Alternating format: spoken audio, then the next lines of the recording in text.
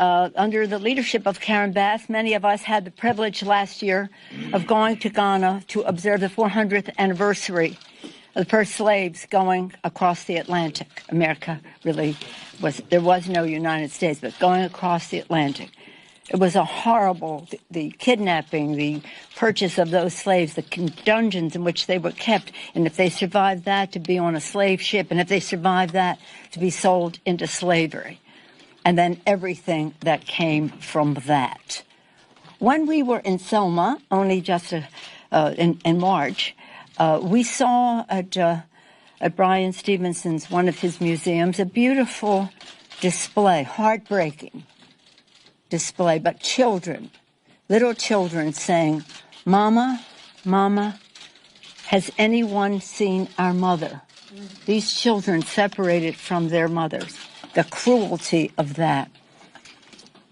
And that's why when George Floyd called out for his mother, when he was subjected to that knee in the neck, it was just a continuation of some horror that has existed in our country for a very long time. So Mr. Clyburn, Mr. Hoyer, our distinguished leader, Mr. Clyburn, our whip, joined Karen Bass, Leader Schumer, two senators, leaders on this issue, Congresswoman Harris, Senator Harris, Senator Booker, in the Emancipation Hall, aptly named for those who built the Capitol of the United States, in their honor. We were there for 8 minutes and 46 seconds on our knees. My members will attest, it's a very long time. Amen. It's a very long time. And I graciously led them in falling over when it was over so that they could do the same thing. But here we are, the martyrdom of George Floyd gave American experience a moment of national anguish as we grieve for the Black Americans killed by police brutality. Today, this moment of national anguish is being transformed into a movement of national action as Americans from across the country peacefully protest to demand an end to injustice. Today, with the Justice in Policing Act, the Congress is standing with those fighting for justice and taking action. Let us, my colleagues, just go over some of those names of martyrdom. George Floyd, Jackson Davis, Oscar Grant, so sad, Breonna Taylor, Ahmaud Arbery, Botham Jean, Terrence Crutcher, Philandro Castle, Freddie Gray, Walter Scott, Tamir Rice, Michael Brown, Eric Garner, Trayvon Martin. My colleagues, any other names you want to add? Sean Bell. You alone. Thank you. We cannot settle for anything less than transformative structural change, which is why the Justice in Policing Act will remove barriers to prosecuting police misconduct and covering damages by addressing the quality immunity doctrine. It will demilitarize the police by limiting the transfer of military weaponry to state and local police departments. It will combat police brutality by requiring body and dashboard cameras, banning chokeholds, no-knock warrants in drug cases, and end racial profiling. Will finally make lynching, Mr. Hoyer, a federal hate crime. And I support Chairwoman Bass and Representative Bobby Smith and our two distinguished senators, Harris and Booker, and others, for their work in helping to pass H.R. 35 this year. Police brutality is heartbreaking reflection of an entrenched system of racial injustice in America. True justice can only be achieved with full, comprehensive action. That's what we are doing today. This is a first step. There is more to come. In the coming weeks, the House will hold hearings, mark up the bill.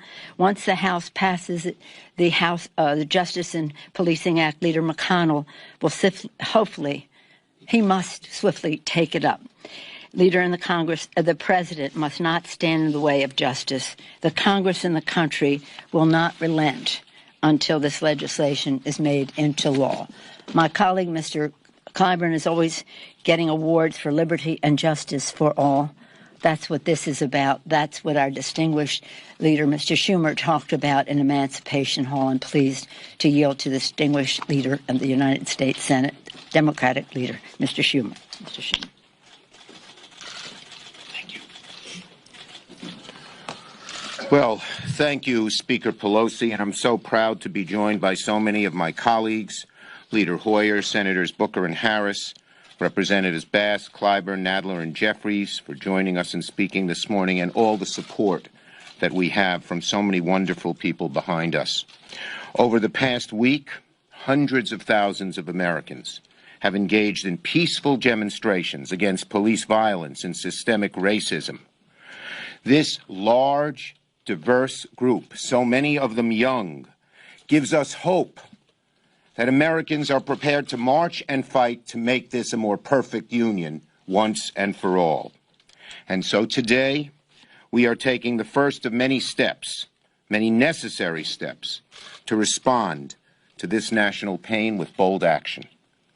As my colleagues will explain, the Justice in Policing Act proposes crucial reforms to combat racial violence and excessive force by law enforcement through strong accountability measures, increased data and transparency, and important modifications to police training and practices.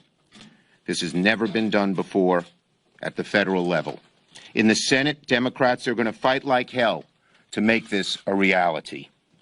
Americans who took to the streets this week have demanded change.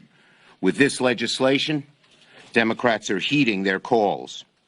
Now we must collectively, all Americans, raise our voices and call on Leader McConnell to put this reform bill on the floor of the Senate before July to be debated and voted on. Now, some Senate Republicans have acknowledged egregious wrongs, but few have expressed a need for floor action. Too many have remained silent. Maybe they're hoping the issue goes away. I promise them it will not. Democrats will not let this go away, and we will not rest until we achieve real reforms. Leader McConnell, let's have the debate, not just on TV and Twitter, but on the floor of the United States Senate. A divided nation cannot wait for healing, for solutions. The poison of racism affects more than our criminal justice system. It runs much deeper than that. There are racial disparities in housing and health care, education, the economy, jobs, income, wealth. Yes. And COVID has only placed a magnifying glass on them. Yes. It is our job as representatives of an imperfect union, to right those wrongs, bring the reality and promise of America into closer alignment. Equal justice under law is one such promise. That's what this morning and the Justice in Policing Act is all about. The centuries-long struggle to make those words actually true for Black Americans and every American. Senator Hoyer.